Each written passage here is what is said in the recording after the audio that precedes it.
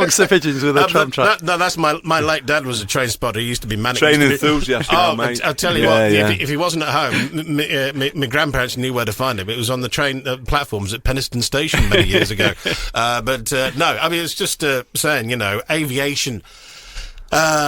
since before COVID and the closure of DSA, and now effectively global aviation now back to where it was pre 2020. A lot of airports announcing investment and growth, another load of airports wanting to expand, and frankly they can't because they're ring-fenced by greenbelt land, or they just completely ring-fenced by urban areas, full stop. It does help, again, with, giving the project momentum, surely. Or this kind of... Because we know there's almost like... It's almost like the reverse of a perfect storm, a virtuous circle. You've got the right airport, the right size of airport, in the right place, at the right time, with the right space, and the right workforce in the area, ready to... roll up the sleeves and muck in. Yeah, well, look, I don't need to repeat to this audience, certainly not in this room, but even the people listening to this, about the benefits of DSA, do I? About the runway that we've got, the asset that we've got there. I don't need to convince you guys, but that's absolutely right. Like, there is a massive asset there, a huge opportunity, and it is particularly relevant to us because of some of the things we're already doing in the region. So you look at, for instance, the work that's going on with Boeing. Massive manufacturers. Everybody the old Sheffield City Airport site. Right, and their only manufacturing facility in the whole of Europe is in South Yorkshire, and that's because of our expertise at lightweighting of materials and what we're able to do in that space in terms of sustainable aviation. You look at what's going on in the University of Sheffield. The University of Sheffield powered the first transatlantic flight when it was a net zero transatlantic flight through the SAF, through the sustainable aviation fuels or synthetic aviation fuels. So there's huge amounts of work going on in this region, which are really exciting for a load of reasons. And with an airport at the heart of that, we've got a huge amount of potential. Now, we've got to get it right, as I say. We can't just throw money at that and hope for the best. We've got to know what we're doing, get the right advice, the right expertise, and the right plan in place. But if we can do all of those things and we can get to that funding decision and make that funding decision be positive, then I think we're off to the races. So it is exciting. Like you say, the aviation space is growing at a pace. And I want that to be a net zero sustainable aviation approach, because that's the only way we're going to save the planet and also be able to go on holiday, see friends and family, do business in other parts of the world, which we have to do. We have to be able to do those things. Sustainable aviation is the only way to do that properly. You've got to have better rail networks. Of course, if we're not travelling to Manchester or London or Heathrow or whatever, we're not using fuel in the cars, are we? Absolutely. There's absolutely that. It all adds up to it all, doesn't it? Absolutely. So look, we've got to take all of this into account, and that's what we're thinking about at the moment. How do we get to that brighter future? How do we put South Yorkshire at the forefront of those technologies and those industries? As I say, so we've got jobs and growth, but we've just got a brighter future. It's about so much more than an airport. It's about a whole community. I mean, a year ago you had your citizens' assembly on what was the climate, on climate change. Yeah, and I went to one of those and had a little chat about it all, about the airport and about Heathrow and what have you, and your findings were quite good at the end of all that, weren't they? So we ran this Citizens Assembly. For those that don't know what Citizens Assembly is essentially a group of people who are representative in terms of their age, their gender, their job, their economic profile, things like that. Like a load of different metrics, and they represent the whole of South Yorkshire. So there's sort of a mini South Yorkshire, 100 people that are a mini South Yorkshire. Normal sized people, but a mini South Yorkshire. Not all small people. But and we ran that over a course of a number of weeks. Biggest citizens' assembly in the whole of the country that was done by a region like ours. And that was a way of finding out what do people really want when it comes to climate and how we're going to approach that challenge of getting to net zero. And that's not like me as someone that passionately believes in it. It was everybody. It was, if you didn't believe in it at all, if you think it's a load of nonsense, if you're like an absolute tree hugger, everyone in between, we're all in that room, and we had to get to some sort of agreement. Essentially, because as I say, that's what we've got to do. We all live in this place. Good cross section. It's our home, right? Exactly, and it's a cross section of the community, and we've got to get to a place where we're all agreed about what we're going to do and how we're going to do it. And they came up with some recommendations for me and for the combined authority about what they want to see from that transition to that net zero future. And it was nothing bonkers, as you would expect. It was nothing bonkers. Just down to earth, plain. It was just sensible stuff, and you know what, there was like people in there saying, look, actually, you know what, we want better public transport, because actually, of course you do. You want more freedom, more choice.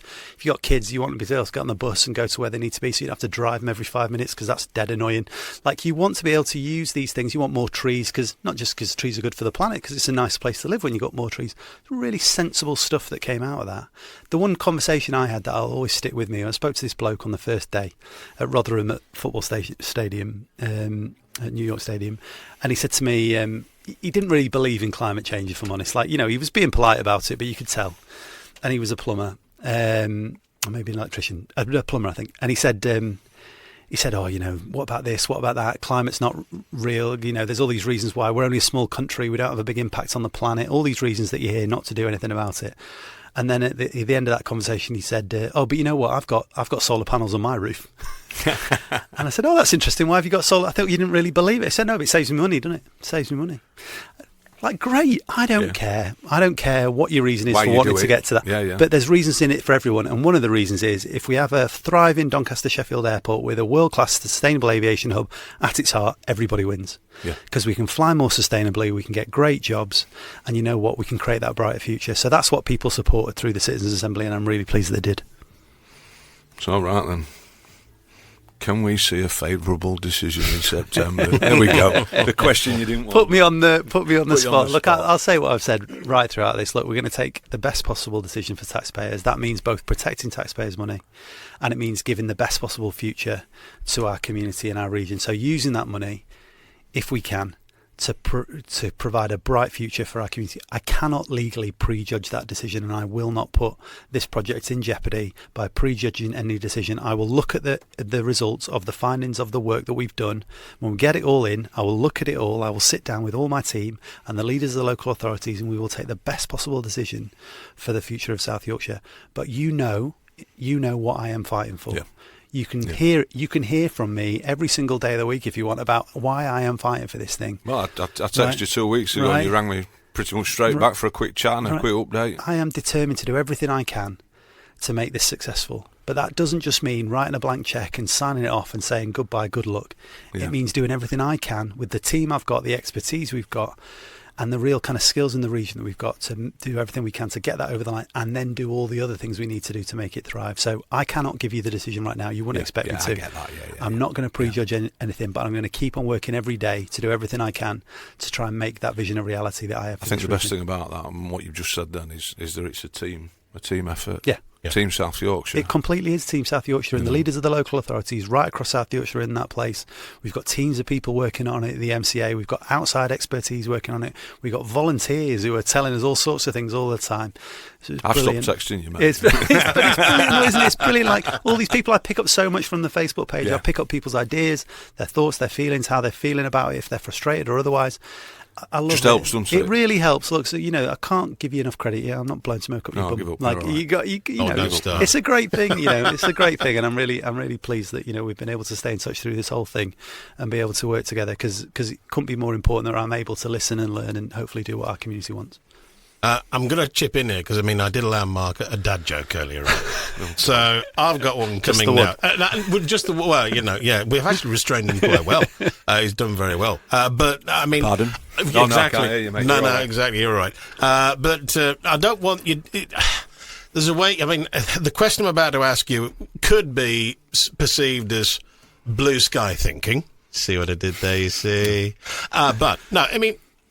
You could answer this, and I don't mean the word politically, but I'm saying conservatively. Even sort of on a an average way of looking at it. Where can you see the potential?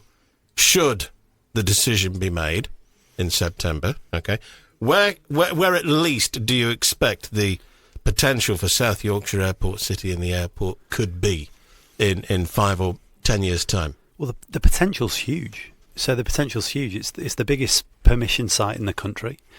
We've got massive plans and connections with the University of Sheffield, the Advanced Manufacturing Corridor already at Waverley, as people know, the Advanced Manufacturing Innovation District out there. We've got companies like Boeing, as I say, working in the region. We've got interest already from airlines who, if we are able to reopen the airport, want to locate or relocate at DSA. So it's a huge potential. I mean, you've heard the figures bandied around, and we're doing the work again. So I don't want to kind of get into the detail particularly, but you've heard the figures about £1 billion to the economy, 5,000 jobs, all this sort of stuff. It's a massive potential. Now, let's be clear. As a public sector, we're taking on a big risk if we go down that road, because we've got to make sure we can get to those numbers. We've got to make sure that we're using public money effectively. So if we do take that decision, we've got to do things right in order to get to that sort of potential and make that potential real. But that's the whole point. That's what we're here to do. That's my job, is to try and unlock that potential of this region to create better jobs and a better future for everybody that wants to call this place home. That's what we're trying to do all the time. And on this one, there is more potential than any other project that we've got on our books. It's huge. It's absolutely huge. So, look, it can't be just me. It's going to have to be a whole team effort, as you say. South Yorkshire are going to have to invest in this project, not just financially, but spiritually, emotionally. Well, the north of England should be investing in it, mate. Exactly. We're all going to use the airport. I hope we're all going to be, putting our weight behind it. So if we are going to release that potential and realise those opportunities, then it's got to be a whole team effort. And, let's do that together as a community and as a region. Brilliant, mate. Right, then finally, last one. Come on, Dad. So, cheers, son. Love you, Dad. So what can we as a community campaign do to help get a favourable decision in September? Obviously, you've explained some of the stages already in the process, but what can you do to assure the group? I think you already have done that. I think you've answered most of this, to be fair. What can you do to reassure the group that you're doing everything possible to approve funding for the airport? Or do we need to encourage you with a few thousand emails? I think he's threatening you there. You absolutely don't need to encourage me with a few thousand emails. That is absolutely fine. I'm on I board. won't put your personal email out, mate. No. I'm on the team, right? Like, look, you couldn't do more than you're already doing, is the truth. Like, because everybody is staying really positive. I know they're kind of putting comments up all the time with useful information, different ideas. So keep doing that. Keep engaging with the Facebook page. Keep on engaging positively with each other, because it can get a bit fractious at times, and you do a really good job of moderating it. But let's be honest, sometimes people lose their temper. I have to retype things a few times. I can't believe I can't type. You don't see the steam coming out of his ears. Exactly. They lose their rag. So be kind to each other. Be supportive of each other. We all want to get to the same place at the end of the day, and if we do that as one community and come together, then I've got no doubt we can achieve all the sort of brilliant things that people want us to achieve. So stay positive, keep working together, and watch this space. Brilliant. I think that's superb. And I think on that note, I think we can safely call that a wrap. You've just been listening to episode 15 of It's Not Terminal, the place to find what's going on as far as the hashtag Save DSA, Save Doncaster Sheffield Airport campaign is going. And my thanks to Mark Chadwick and South Yorkshire Mayor Oliver Coppard for coming in today. Thanking you once again. Thanks, Oliver. Thanks, Bruce. Thanks ever so much.